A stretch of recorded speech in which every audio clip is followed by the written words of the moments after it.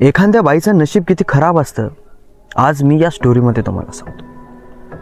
तिने आपल्या परिवाराला आपल्या डोळ्यासमोर मरताना बघितलं आणि तिची जी अवस्था झाली ती तुम्ही विचारही करू शकत नाहीत।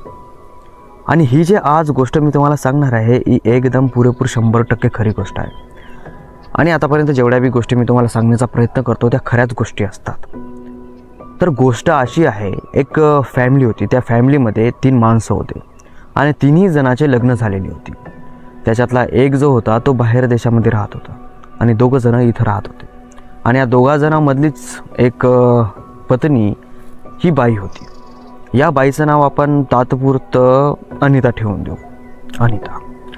अनिताचा जो देर होता त्याला 2 वर्षाची मुलगी होती आणि अनिताचे सासू सासरे हे घरामध्ये राहायचे। म्हणजे त्या घरामध्ये अनिता एक, तिचा देर, त्याची बायको, त्याची मुलगी हे 4 जण आणि इचा नवरा 5 आणि सासू आणि सासरा असे 6 आणि 7 माणसं। हे 7 माणसं या फॅमिलीमध्ये राहायची। आणि दुसरा जो देर होता तो देर बाहेर देशामध्ये काम करत होता, त्यामुळे त्याचा या फॅमिलीसोबत काही कन्सर्ट नव्हता। अनिताचं लग्न झालं जेव्हा या घरामध्ये, त्या वेळेपासून कंप्लीट 4 वर्षाच्या नंतर अनिताच्या सासूचा मृत्यू झाला। आणि ते पण कसा, अनिताची सासू चिकनचं सूप पीत होती, घरामध्ये दुसरं कोणीही नव्हतं। अनिता किचनमध्ये स्वयंपाक बनवत होती आणि टेस्ट करण्यासाठी अनिता आपल्या सासूला सूपची वाटी देते। अनिताची सासू ते सूप आनंदपणे पिते आणि पिल्याच्या नंतर 1-2 मिनिटाच्या नंतरच त्याची सासू ओरडते। ओरडल्याच्या नंतर अनिता किचनच्या बाहेर येते आणि सासूकडं बघते तर सासू अशी तडफडत होती। अनिता बाहेर जोरजोरात हाका मारते। हाका मारल्याच्या नंतर आपल्या सासूला आपल्या मांडीवर घेते, जोरजोरात रडते, सासूकडे बघते, सासूला वाचवण्याचा फुल प्रयत्न करते, आजूबाजूच्या लोकांना बोलवण्याचा प्रयत्न करते। पण लोक येईपर्यंत तिच्या सासूचा जीव तिथेच जातो। अनिता खूप रडते, तिला खूप त्रास होतो, कारण की तिला वाटतं ना की आपल्या लग्नाला 4च वर्ष झाली आणि 4 वर्ष झाल्याच्या नंतर हे असं माझ्या सासूसोबत होते। आणि तिला कोणताही त्रास नव्हता, अनिताला कुठलाही सासरवास नव्हता। अनिता, तिची सासू, तिचे सासरे हे सगळेजण अनितासोबत चांगले राहायचे आणि अनिता देखील चांगलं राहायची। पण आता यावेळेस तिच्या घरातल्यांना असं वाटत होतं की अनिता लग्न करून आपल्या घरामध्ये आली आहे म्हणूनच अशी काहीतरी प्रॉब्लेम होत असेल। अनिताला अशी भीती वाटत होती। अनिता रडत होती, वरून तिची सासू वारली त्या दुःखामध्ये आणि या भीतीमुळे अनिता खूप जास्त रडत होती, खूप डिप्रेशनमध्ये गेली होती। 4-5 महिने अनिता डिप्रेशनमध्येच होते। मग त्याच्यानंतर सगळ्यांनी अनिताला सावरलं। अनिताला सावरल्याच्या नंतर अनिता पुन्हा आपल्या जागेवर आली, पण पुन्हा तिच्या लाईफमध्ये अशी अजून एक घटना येणार होती। 2 वर्ष होताच या घटनेला तिचा सासरा कढी आणि भात खात असताना मरतो। आता तिचा सासरा कढी आणि भात खाताना मेल्याच्या नंतर त्यावेळेस सुद्धा अनिता घरात एकलीच होती, बाकी सर्व माणसं बाहेर गेले होते।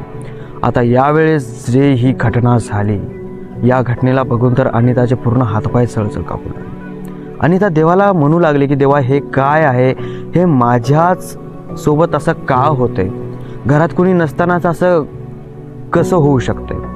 ती घाबरते आणि तिच्या सासरा सुद्धा त्यावेळेस मरून जातो। दवाखान्यामधले रिपोर्ट दाखवतात तर दवाखान्यामध्ये असं दाखवलं जातं की तिच्या सासऱ्याला अटॅक आलेला आहे। अनिताच्या सासूला सुद्धा अटॅकच आला होता आणि यावेळेस सुद्धा अनिता खूप रडू लागली, कारण की अनिताला धक्के बसू लागले। पहिले 4 वर्षाच्या नंतर सासू मेली, लगेच 2 वर्षाच्या नंतर सासरा मेला, हे असं का होते माझ्यासोबत। कन्फ्यूज होते, घाबरू लागली, भिवू लागली, रडू लागली, पडू लागली। तरी पण तिच्या घरच्यांनी तिचा साथ सोडला नाही। साथ न सोडल्यामुळे अनिता पुन्हा धीट झाली आणि पुन्हा जागेवर आली। पुन्हा 2 वर्षाच्या नंतर अनिताचा जो नवरा होता तो बाथरूममध्ये पाय पडून मेला, पाय घसरून मेला, पडूनच। अनिताला आवाज आला, अनिता जोरात बाथरूममध्ये जाते तर तिच्या नवऱ्याच्या तोंडामधून फेस बाहेर येत होता। आता ते दृश्य पाहिल्याच्या नंतर पुन्हा अनिता जोरजोरात खिंकाळू रडू लागली। आजूबाजूच्यांना बोलवल्याच्या नंतर तिच्या नवऱ्यानं दवाखान्यात नेण्याचा प्रयत्न केला, पण दवाखान्यात जाईपर्यंत अनिताचा नवरा मधातच मेला। मधात मेल्याच्या नंतर अनिता जाग्यावर राहिली नाही, तिला खूप दुःख झालं, कारण की तिच्या हाताजवळच, तिच्या डोळ्यासमोरच 3 माणसं मेली आणि ते पण 6 वर्षामध्ये 2-2 वर्षाचा गॅप घेऊन. आता लोक काय म्हणतील, समाज काय म्हणेल, इतकं खराब नशीब असतंय का हो कोणाचं? सुनेसमोर आपल्या 3 माणसं आपल्या घरातली मेली, एवढं खराब नशीब कोणाचं असतंय का? आणि तेच नशीब या अनिताचं होतं. आता असं नशीब असल्याच्या नंतर अनिता खूपच डिप्रेशनमध्ये गेली. 1 वर्ष कम्प्लिटली डिप्रेशनमध्ये राहिली. 1 वर्ष डिप्रेशनमध्ये राहिल्याच्या नंतर तिला काही सुचेना. तिचा आता फक्त घरामध्ये एक देर आणि एक जेठाणी, जे देराची आपण बायको म्हणतो ना, जाऊ, एक देर आणि त्याची 2 वर्षाची मुलगी अशीच होती. मग अनिता 1-1.5 वर्ष डिप्रेशनमध्येच राहिली. तिला कोणीही काहीही परेशान केलं नाही. आता अनिता एकलीच घरामध्ये असल्यामुळे तिच्यावर पूर्ण लोड आला. जी जाऊ तिला मदत करू लागायची, ती सुद्धा तिला मदत करू लागत नव्हती. आता असं करता करता पुन्हा 2-3 वर्ष गॅप पडतो. 2-3 वर्षाच्या नंतर पुन्हा तिची जी जाऊ असते ती वारते. आता ती वारल्याच्या नंतर अजून हाहाकार मचतो. आता लोकांच्या नजरा अनितावर येऊ लागल्या, पण अनिताला माहीत होतं की मी काहीही केलेलं नाही. आणि अनिता भीत रडत किंकाळत तिचा नाविलाजच होता. ती काय करू शकणार? आता तिचं नशीबच असं आहे आणि हे एक करून मरू लागले. आता हिला पण वाटू लागलं की हे सगळं माझ्यामुळं तर होत नाही ना. आता समाजाचे बोटं अनिताकडे वळू लागले आणि तिची जाऊ आता मेल्याच्या नंतर तर जास्तच. आता ती या सगळ्या गोष्टींना घाबरू लागली. घाबरल्याच्या नंतर तिने 7-8 महिने असं सावरत तिथं काम केलं. आता तिच्या घरामध्ये तिचा देर आणि तिच्या देराची 2 वर्षाची मुलगी, असे 3 माणसंच होते. पण अनिताला ह्या गोष्टी सगळ्या छेडू लागल्या.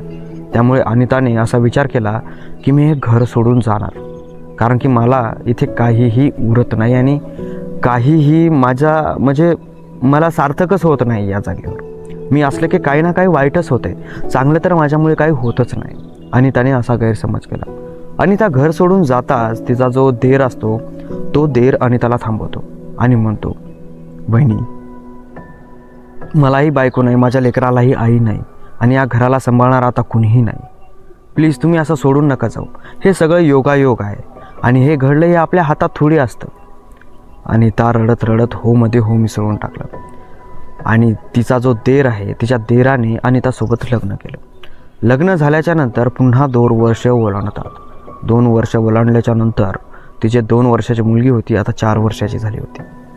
आणि ती अचानक सकाळी तिच्या शाळेमध्ये जायच्या अगोदर नाश्ता करत होती आणि नाश्ता करताच ती मुलगीसुद्धा वारते. आता मुलगी वारल्याच्या नंतर अनिता पुन्हा घाबरते. पुन्हा घाबरल्याच्या नंतर अनिताला कन्फर्म कळतं की हे सगळं का होते, हे माझ्याचमुळं होते. काहीतरी माझ्यावर काळा जादू आहे, कोणतरी माझ्या घरावर करणी केलेली आहे आणि हे सगळं मी पुन्हा होऊ देणार नाही. आता मला या घरामध्ये राहायचंच नाही, कारण की सगळी राख लागली आणि आता तिला कन्फर्म कळालं की हे सगळं माझ्याचमुळं होते. किती अंधश्रद्धा आहे लोकांची. आता अनिताला तिचा नवरा समजावत होता, जो तिचा देर होता भूतकाळामध्ये, आता तिचा नवरा होता, समजावत होता, हे आपल्या हातात नाही आहे अनिता, तू टेन्शन नको घेऊ, आपलं सगळं चांगलं होईल. आता घरामध्ये हे दोघंच, पण जो बाहेर देशामध्ये हिचा देर होता शिकण्यासाठी, त्याला ह्या सगळ्या गोष्टी खटकत होत्या. तिच्या देराने पुन्हा एकदा त्या केरळमधल्या पोलीस ठाण्यामध्ये केस टाकली की त्या पूर्ण बॉडीज बाहेर काढा, त्या पूर्ण बॉडीचं पोस्टमॉर्टम करा आणि बघा कारण काय आहे ते.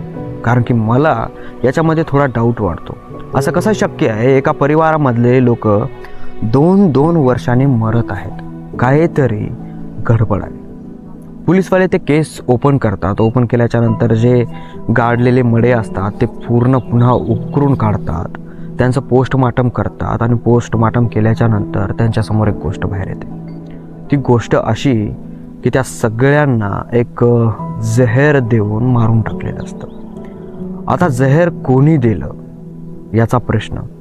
पोलीसवाल्यांनी सगळ्यात अगोदर अनिताचा जो धीर असतो त्याला धरलं, कारण की त्याची नजर सुरुवातीपासूनच अनितावर होती आणि अनिताला आपलं कसं करून घ्यायचं याच्याबद्दल तो विचार करत होता. कदाचित त्याने असं तर नाही ना केलं, त्याला मारपीट केली, जबरदस्ती केली, त्याला काहीही माहीत नव्हतं. तो नाही म्हणला, मला काहीही माहीत नाही, प्लीज मला यात होडू नका, मी माझ्या परिवाराला का मारू, असा तो म्हणायचा. मग दुसरा कॅन्डिडेट कोण? अनिता. अनिताला पण पोलीसवाल्याने जबरदस्ती केली, जोर जबरदस्ती केली, खूप टॉर्चर केलं आणि तिच्या तोंडून खरं उकरण्याचा प्रयत्न केला आणि खरं उकरलं गेलं. आणि त्याने सांगितलं की हे जे सगळे मर्डर झालेले आहेत, माझा सासू, माझा सासरा, माझा नवरा, माझी जाऊ, ती 2 वर्षाची मुलगी, हे जे 5-6 मर्डर झालेले आहेत ना, हे मीच केलेले आहेत. कारण की मला सुरुवातीपासून माझ्या देरासोबत लग्न करायचं होतं आणि ते तर ते माझ्या सासूच्या हातात जे माझ्या घराचा कारभार होता तो मला माझ्या हातात पाहिजे होता. आणि मला हळूहळू असं वाटू लागलं की हे जे घरचे लोक आहेत, हे लोक कदाचित मला फसवून मारतील. माझं जे कर्तृत्व आहे ते यांना कळेल, त्यामुळे मी यांना सगळ्यांना एक एक मारून टाकलं. आणि ज्याच्यासोबत मला लग्न करायचं होतं त्याच्यासोबत मी लग्न केलं आणि त्याला असा विश्वास पटवून दिला की हे सगळं मी केलंच नाही, हे सगळं योगायोग घडलेलं आहे. यांची जे मृत्यू झालेली आहे ती अशी नॅचरली डेथ झालेली आहे असं मी माझ्या नवऱ्याला सांगून दिलेलं आहे. पण माझा जो देर बाहेर देशामध्ये शिकणारा होता त्याने हे सगळं केलं आणि खरंच त्याच्याचमुळं अनिताचं हे सगळं खरं बाहेर आलं. आता ही जे कथा आहे, ही जी मी तुम्हाला सांगितली, माहीत नाही मला सांगता आली का नाही, पण ही जी कथा आहे ही एकदम ओरिजिनल कथा आहे आणि खरी कथा आहे 100%. तुम्ही इंटरनेटवर सर्च करा, जॉली जोसेफ नावाने. केरळची राहणारी ही महिला आहे. चेहऱ्यावरून इतकी साधी भोळी दिसते, पण हिने आपल्या पूर्ण कुटुंबाला जीव मारून टाकलं. आणि हिच्याच केसवर नेटफ्लिक्स एक डॉक्युमेंटरी पण रिलीज करणार आहे. त्या नेटफ्लिक्सचा ट्रेलर पाहिल्याच्या नंतरच मी ही स्टोरी वाचलेली आहे आणि स्टोरी वाचून तुम्हाला सांगितलेली आहे. तर या जगामध्ये अशा पण बाया असतात ज्या आपल्याच कुटुंबाला जीव मारण्याची ताकद ठेवतात. आणि या स्टोरीमधून मला एक असं कळालं की जितकी इनोसेंट बाई असेल ना दिसण्यावर, तेवढी ती मधातून खतरनाक असते. तर प्लीज घरामध्ये कोणतीही बाई आणता वेळेस ना 100 वेळा विचार करा, तिचा बॅकग्राऊंड चेक करा, ती कशी आहे, काय आहे, तिचे विचार कसे आहेत, तेव्हाच आपल्या घरामध्ये बाईला घेऊन या. बायको म्हणून घेऊन या किंवा सून म्हणून घेऊन या.